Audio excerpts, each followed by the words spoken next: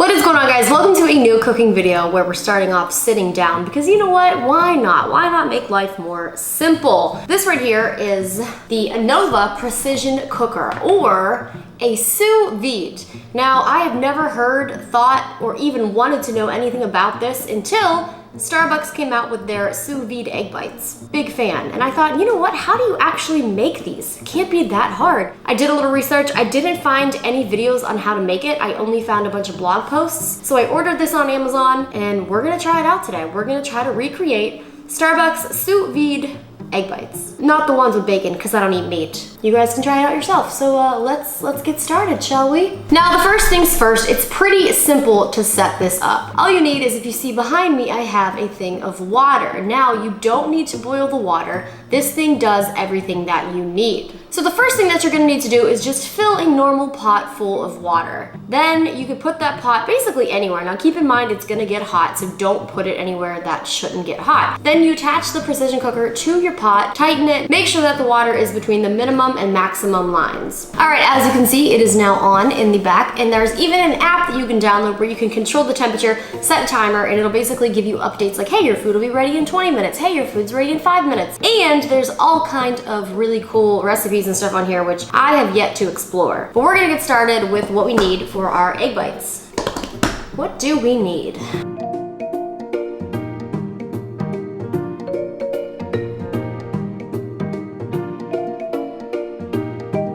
So what we need egg whites, cottage cheese, hot sauce, rice starch, a red bell pepper, green onion. Not gonna lie, don't have the green onion. Don't like onions. I don't even like using onions. I don't like touching them, smelling them. So I'm leaving onions out of mine. Spinach, cottage cheese, and some canola oil. Spray or whatever.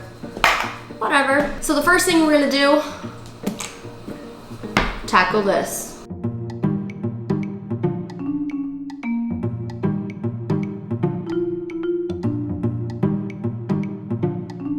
I also don't have the proper knife because I'm new to this whole learning how to cook thing. All right, we're gonna put these aside now. Next up, we're gonna do the same with a little bit of spinach. Good enough.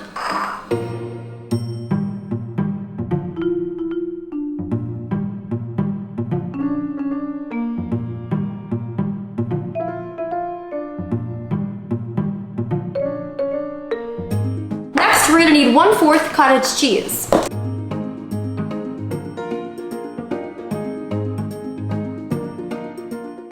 We need 1 teaspoon of rice starch. I could only find cornstarch, so let's hope that that's not gonna be a deal breaker. We also need 1 squirt of hot sauce. I don't like that. Next, we're gonna toss in the peppers. I think I made too many. That's good enough. We'll add our spinach. And we need 1 tablespoon of butter. And now we are good to go. I cannot express enough. Spray these mason jars well. Or else you're gonna have a quite literal sticky situation. Probably should have done this somewhere else. Meh.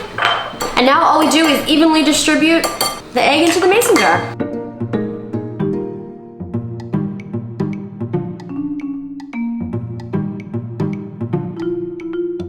Now we put the lids on. And now we put them in the water. I'm sure there's probably a better way to do this, but I don't have one. So this is how we're gonna do it. Well, this actually is working pretty well. Oh no, you flipped over. There you go. Nice.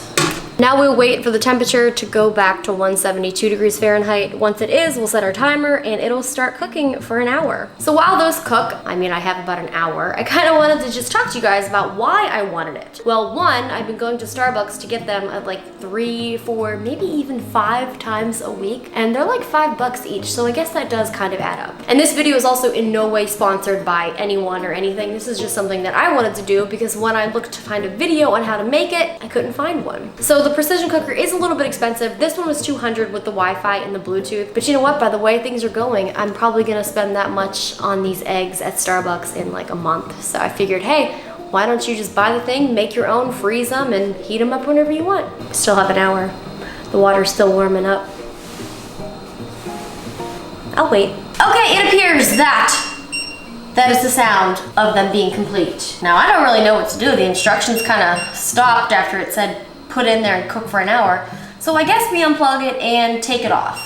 I'm coming! Gosh! Now this would be a really good scenario if I had tongs, but I don't, so we're gonna have to make it work. I guess the same way we put them in, huh? There's probably some type of cooling instruction. This is very hot. Maybe I'll run it under cold water. Or just touch it like an idiot. You know what, we're just gonna open one, see what happens. Oh, that stinks. Maybe eggs do stink. There you have it. It looks a little bubbly. Not too bad for my first time. If anything, it's because I didn't spray the container well enough. But that looks like an egg white bite to me, if I don't mind saying so myself. I don't know what the problem is, they're really slimy. Maybe it's the canola oil, or maybe it's just that they're too buttery. It said to add butter, and I did. Here goes the taste test. Please don't taste like dirt. Please don't taste like dirt.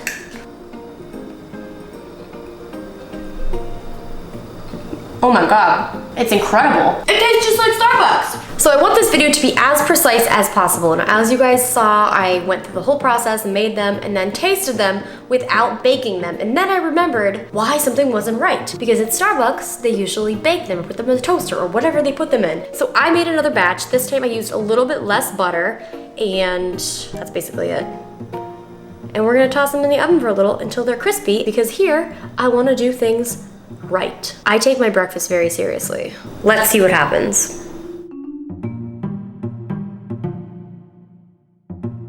All we needed was a simple session of broil. The first time I've broiled anything in my entire life. Let's see how it turned out.